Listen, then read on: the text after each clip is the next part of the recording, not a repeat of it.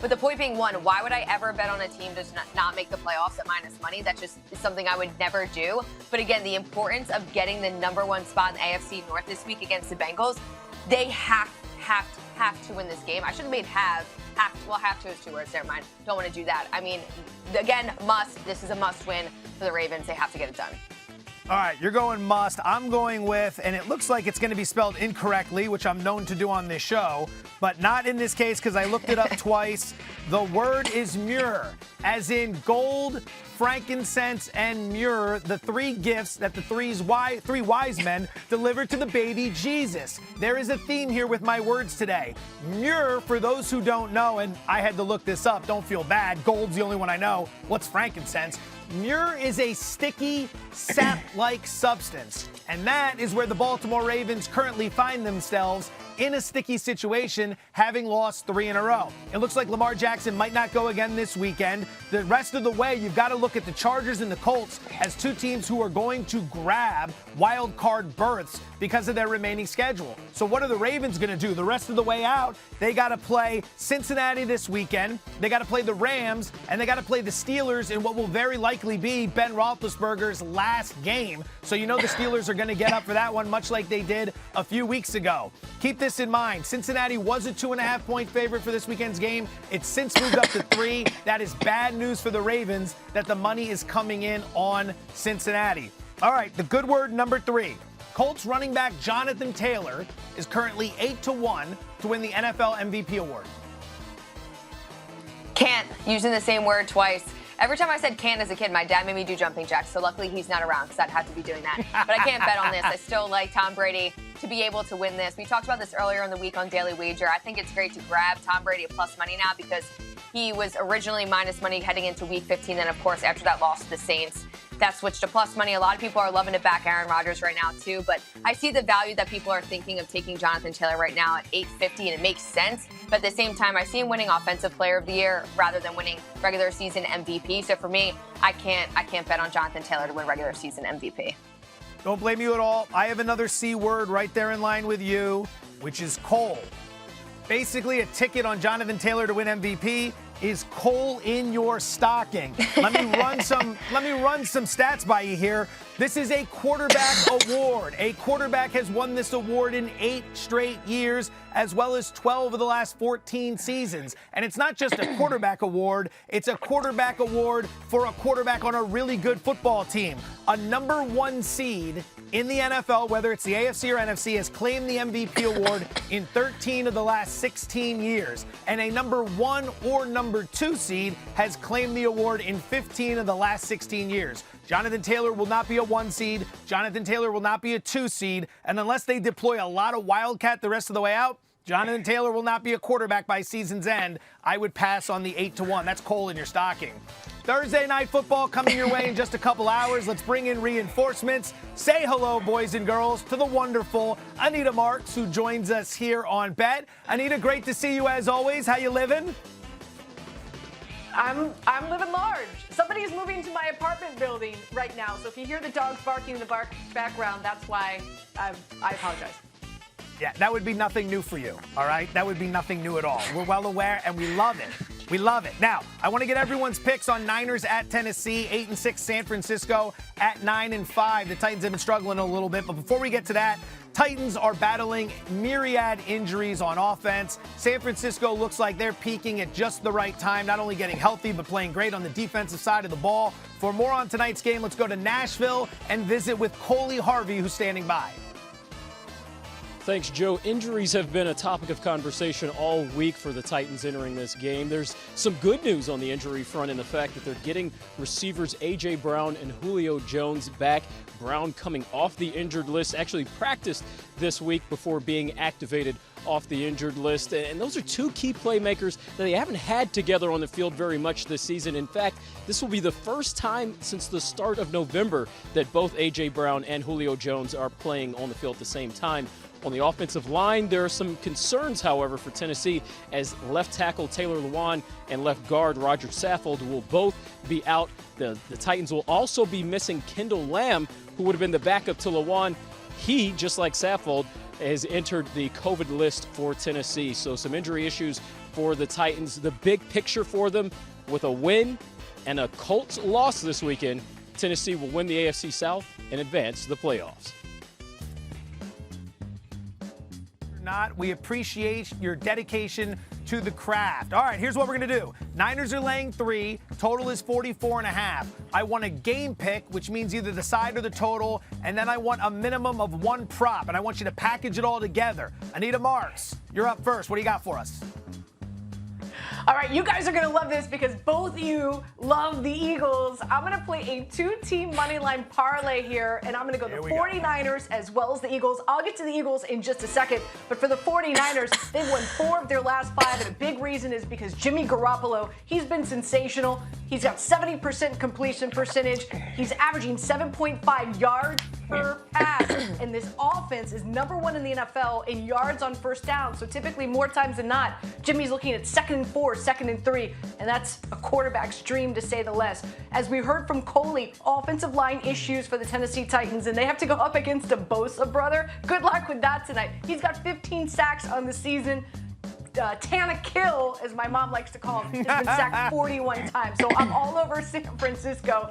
And as for the Eagles, as you know, I'm a stone's throw from the Giants facility. I'm being told that Jake Fromm more than likely is going to get the start. So I do like the Eagles this week. And my prop bet, I'm wearing it as always, guys. And that is Deebo Samuel. He's got 7 rushing touchdowns on the season. No Elijah Mitchell tonight. We know that Kyle Shanahan is going to be utilizing him on the ground and in the air. So anytime touchdown for Deebo Samuel tonight. That's my favorite prop bet. Deebo has been a beast. If he was playing in New York City or Pittsburgh or Dallas, every kid in America would be wearing that jersey, but they don't pay enough attention to him because he's in San Francisco right now. Dolan, you're up. I want a game pick, and I want a prop minimum 1 as well. What do you got?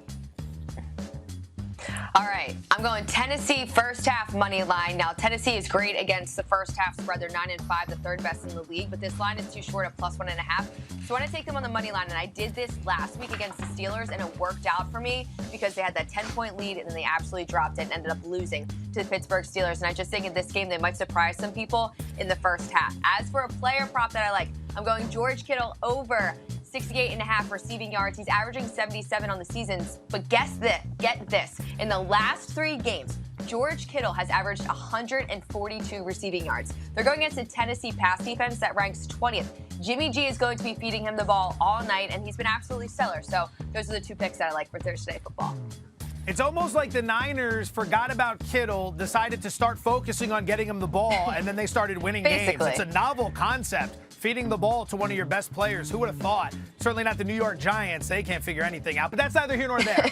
I got my game pick as well. I'm going under 44.5 tonight. The Niner defense has been fantastic as of late. They're giving up just 18 points per game over their last 6 outings. Now, I know what you're thinking. Joe, you're an idiot. A.J. Brown, Julio Jones are both going to play. That's problems. Is it really problems? Julio Jones is a shell of his former self, and he's battling a hamstring injury. I don't think he's going to be much of a threat tonight. A.J. Brown worries me a little bit, but it feels like if he couldn't play Sunday, and now he's turning around playing 4 days later, it's more of a desperation play than anything else. If Tennessee had beat Pittsburgh, I bet Vrabel would have rested Brown for this game. So I think he's in there out of desperation. I like the game to go under. If you're looking for a prop, shout out Anita's mom. Tana Kill throwing at least 1 interception in this game is -115. That's a cheap price because the Niners have only intercepted 6 passes all year long. But they're going against a guy who's been sacked, as Anita said, 41 times. That's 2nd most in the NFL behind only Joe Burrow. That's a problem because he's going to face that pressure tonight like he did against Pittsburgh,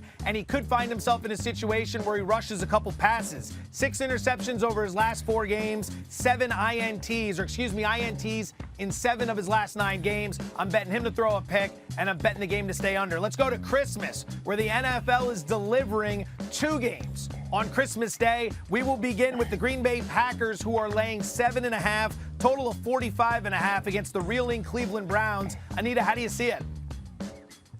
Come on, we've been working long enough together, Joe. You know I'm playing a 2-team 6-point teaser here, buddy.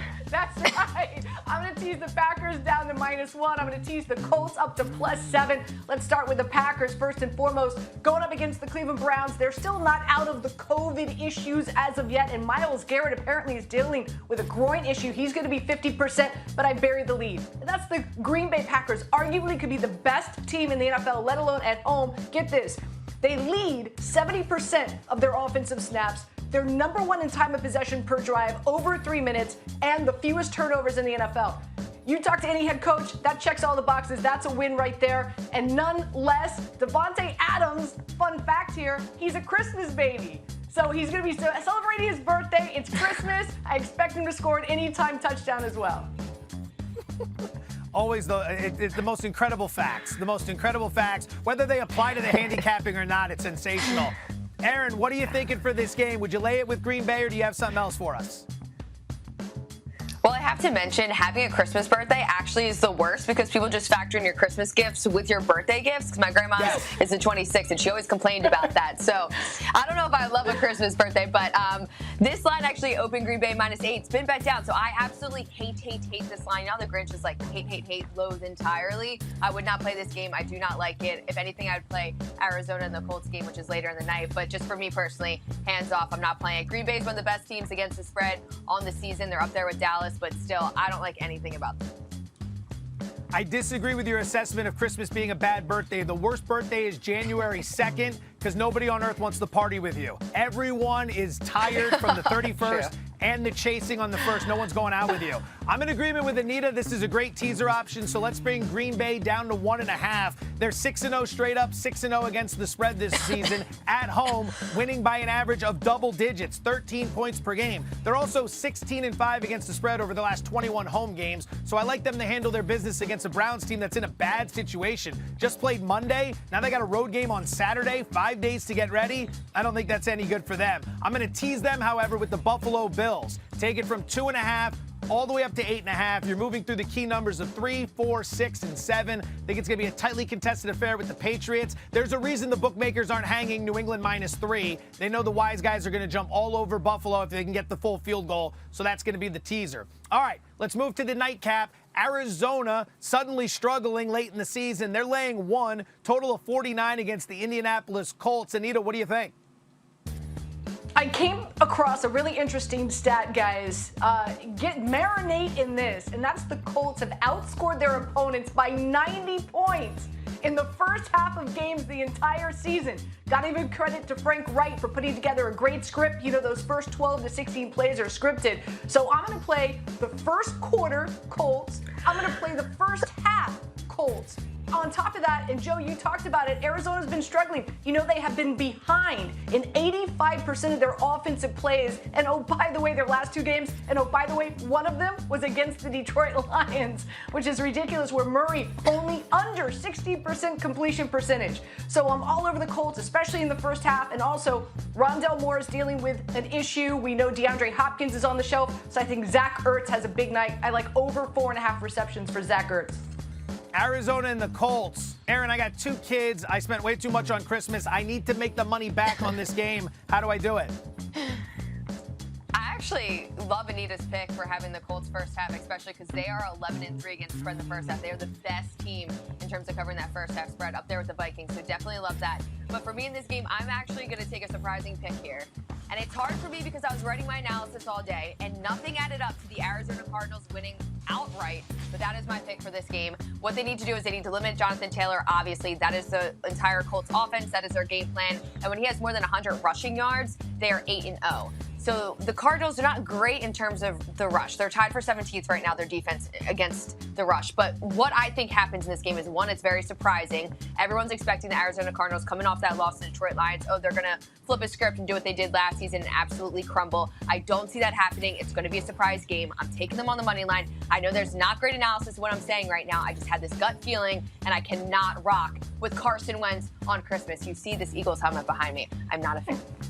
This show is normally hosted by Tyler Fulghum. Good analysis is not a prerequisite for this show. You can say whatever you like with that guy. It's just thoughts. Word salad. You like that, Anita? I can take a shot at him. I know he's not paying attention. All right, this just got really awkward. Really awkward because I do like Indianapolis here because this is a specific bet against Cliff Kingsbury. We have seen this before with the Arizona Cardinals. Strong starts to the season and then falling apart late in the year. In 3 years under Cliff Kingsbury, Arizona's 4-8 straight up, 4-7-1 against the spread when the calendar hits December. They have a minus 40-point differential in those games. They're just 3-8 against the spread over the last 11 home games. They're not playing well. And if you look at Kyler Murray over his last 4 games, in which his starts have seen Arizona go 1-3, completion percentage is just 63%, 3 touchdowns, 5 interceptions. He's taken 9 sacks. If Arizona wins, it's not going to be a total surprise for me,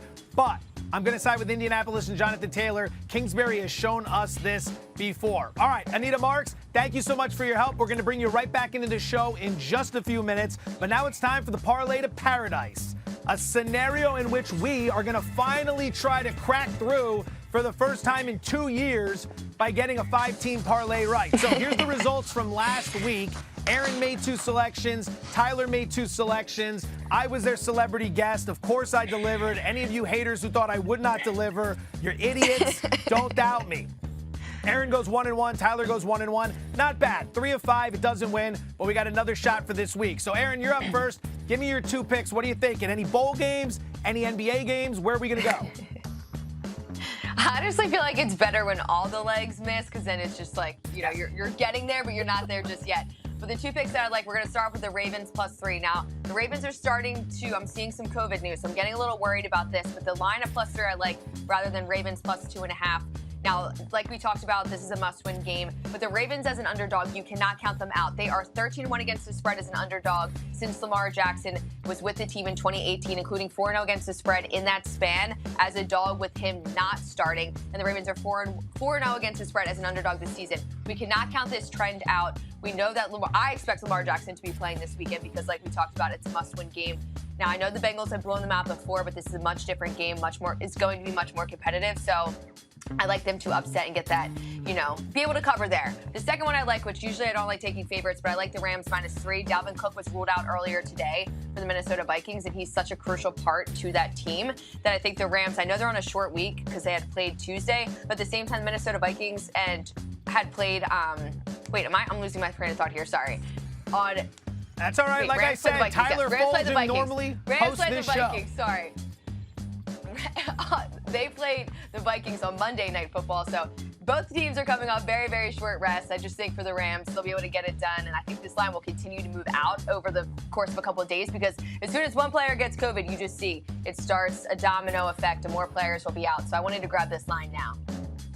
Kirk Cousins apparently playing with a busted rib as well. Something to keep an eye on when it comes to that game. All right, let's bring a little college football flavor to the parlay this week. I'm going to lay the 9 with Memphis over Hawaii Christmas Eve. Now, this line was Memphis -5 at one point. It's all the way up to 9. Just play it inside of 10. Bowl games are all about motivation, and I don't believe Hawaii is motivated to play in this game. Reports over the last month that the starters are very, very upset with head coach Todd Graham, a virtual mutiny on their hands. They wanted the program to fire him, apparently. They didn't fire him. The team's starting quarterback, the team's leading rusher, entered their transfer portal at the end of November. The leading rusher was quoted as basically saying mental health issues from what was going on playing under Graham. It's a messy situation, and they've got a very messy defense going up against a Memphis squad that is 16th in passing. I like Memphis to put them on them. Then let's go to Sunday in the National Football League. Bucks-Panthers under 43.5 points. The Panthers' offense stinks. All right, they're 2-9 over their last 11 games. They're 25th in scoring this season. They're 27th in third down conversions. They're 31st in yards per play. You see where I'm going here. The Buccaneers, who are a top 5 outfit when it comes to opponent yards per play, are going to need to rally the troops because there's no Chris Godwin this week, okay? There's no Leonard Fournette this week. Antonio Brown's coming back, but the injuries are mounting for Tampa's offense, and Carolina has played some decent defense this season, so we're going to go ahead and play under 43.5 Bucks-Panthers. Now, that's 4. 2 from Erin, 2 from me. That means we got to go to our special celebrity guest, and we use that term extremely loosely because this week's celebrity guest, Tyler Fulghum. Tyler, what do you have? I bet you thought I was going to come on here, Joe Fortenbaugh, and do what you did, throw slander your way with this Parlay to Paradise pick. But it's the holiday season, and that's not the kind of guy I am. I will hopefully give you, Joe Fortenbaugh, a loving father, a doting husband, and one hell of a bet and daily wager sidekick, a winning pick for Parlay to Paradise. And I'll just give you the money if we win it this week and let you travel solo to paradise. Bottom line, Titans team total under 20.5 on Thursday Night Football. This team is struggling to score points. No A.J. Brown, no Julio Jones, no Derrick Henry. Ryan Tannehill has reverted back to the ugly princess, so to speak, that he was earlier in his career. So no Cinderella story for Tannehill and this offense against a Niners team that is surging at the right time. Play the team total for the Titans under 20.5, something they have struggled to reach ever since all those injuries wrecked this team. Merry Christmas, Joe Fortenbaugh. Rat bastard. There's one thing I'm going to do. It's bet the opposite of that pick. I'll tell you that much right now. I'm nobody's sidekick, Fulghum. Nobody's sidekick. All right, here we go. Dolan is on the Ravens +3 and the Rams -3 in the National Football League. I'll join her in the league with an under 43.5. Bucks Panthers, Memphis -9 over Hawaii, little Christmas Eve action, and then bet against Fulghum. More than likely, that's going to miss. Although I do have the under in that game, so it would be in my best interest if he ended up hitting his bet as well. All right, so now it's time to transition to the association. We're going to play a little three-man weave as Anita Marks is back in the show. 3 games. We're going to go around the circle, rapid fire. So here's what we're going to start with. The Philadelphia 76ers laying 10.5. Total of 205.5 are hosting the Atlanta Hawks tonight. Anita, how are you going to attack it? I'm going to go with prop bet here. I'm going to go DeLon Wright over points, assists, and rebounds, and that's a 20.5. With no Trae Young in the game, he's going to get a ton of minutes. Almost had 40 minutes the other night against Orlando, and was right around 20. So I'm going over again, points, assists, and rebounds for Wright tonight. Sixers Hawks, Dolan. Don't come in here playing Homer. What do you got? I'm going Seth Curry over 15.5 points. Now, he's hit this number easily in the last 2 games. He had 26 against Boston, 29 against Brooklyn. He's hit this number 4 of the last 6 games. And I know this total seems really low, so you're expecting players to maybe not score as many points. I just think after Joel Embiid's impressive, insane, awesome performance against the Celtics when they got that win on the road, I just think that other players will be stepping up and they'll probably try to rest him a little bit in this game. So I wanted to take a role player and Seth Curry over 15.5 points. I'm going to go under 205.5 for the game. Small wager here. This was a lot higher early in the day. It's been plummeting because everyone finally realized that this Hawks team, which was number 3 in offensive efficiency, when you don't have Trae Young, Danilo Gallinari, Clint Capella, that's a big blow to your offense. It's a big blow to your pace. It's a big blow to the opportunity for the game to go over the total. Atlanta's been struggling as of late. Both teams rank outside the top half in the NBA in pace. Sixers are 29th. It's not like they're flying up and down the court. The over is hit in only 4 of Philadelphia's last 11 games, so under 205.5. Anita Marks, you're up. Milwaukee laying 3, total of 209.5 against the Dallas Mavericks. No Luka Doncic. He's in the team's, or the league's, I should say, health and safety protocols for COVID. Yeah, I mean, I'm gonna steal a page out of your book and what you just said, and I'm gonna go under here as well for a number of reasons. It's not just Luka. There's question marks whether Hardaway or KP will play. For the Bucks, it's Giannis, Holiday, Middleton. I mean, there's a chance that everybody's bench is gonna have to start tonight. So what does that mean? It's gonna be sloppy. It's gonna be a sloppy game. And also, when your stars are out, typically the pace of play in the NBA slows down. So I'm going under in this game. Under at 209.5. All right, we got an under. Erin, where are you at? Fire away. I just want to acknowledge this is the worst line on the board today, being Bucks -3. It keeps moving down. It makes no sense to me because the Mavericks, that line should not be moving like that. And I just hate this line, and I need to acknowledge that. But as for my prop, DeMarcus Cousins under 22.5 points. He's only hit this in the last 2 games. He's played 10 games for the Milwaukee Bucks since signing December 1st. And didn't hit near that number in the first 8 games. I know he's kind of heating up and helping them out because some players are out, but Chris Middleton's going to be playing. Same thing with Drew Holiday. I'm going under 22.5 for his points and rebounds. Excuse me. I agree Both with of those Anita on the combined. total. I'm going to play the under as well. Dallas is 20th in offensive rating, 26th in scoring. And that's when they're healthy and have everyone. They got 6 guys out tonight, including Trey Burke and Doncic. On the other side, no Giannis means a big drop in offensive production for the Bucks. With Giannis on the court, 3rd in offensive rating. With Giannis off the court, 28th in offensive rating. The pace falls off as well. We're going to play the under. Final game for the show before the holidays. Anita, you're up first. Golden State laying 5.5, total of 216.5 against the Memphis Grizzlies. Yeah, give me the Grizzlies. Give me Memphis with the points. I think this is going to be a close game. You've got Morant, who is back, and as for the Golden State Warriors, they're going to be missing a lot of their bench players. Curry and Draymond Green are great, but they can't do it all on their own. So I think it's going to be a close game. Give me Memphis in the point. Erin, agree, disagree, something else? What do you got? Agreed. I'm rocking with the same exact thing. I love the Grizzlies with the points. I tweeted this out earlier this morning. Hopefully we're able to grab it at +6. Jordan Poole, Andrew Wiggins still out. The Memphis Grizzlies handed the Warriors their first loss of the season. They always match up well against them. Ja Morant, like Anita said, he's back in. So for me, I'm definitely rocking with the Grizzlies and the points.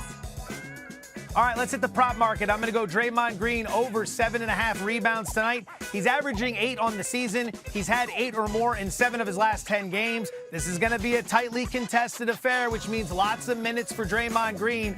And you got a Memphis team that ranks right around league average when it comes to rebounding. Golden State is top 5 in rebounding, top 5 in defensive rebounding. I like Draymond to go over 7.5 rebounds. That is a show, as they say. Alongside Erin Dolan and Anita Marks, I'm Joe Fortenbaugh. Thank you so much for checking us out. Happy holidays to everybody out there. Best of luck with all your bets. Be safe, and we'll catch you Sunday morning, 9 a.m. Pacific, noon Eastern, right back here.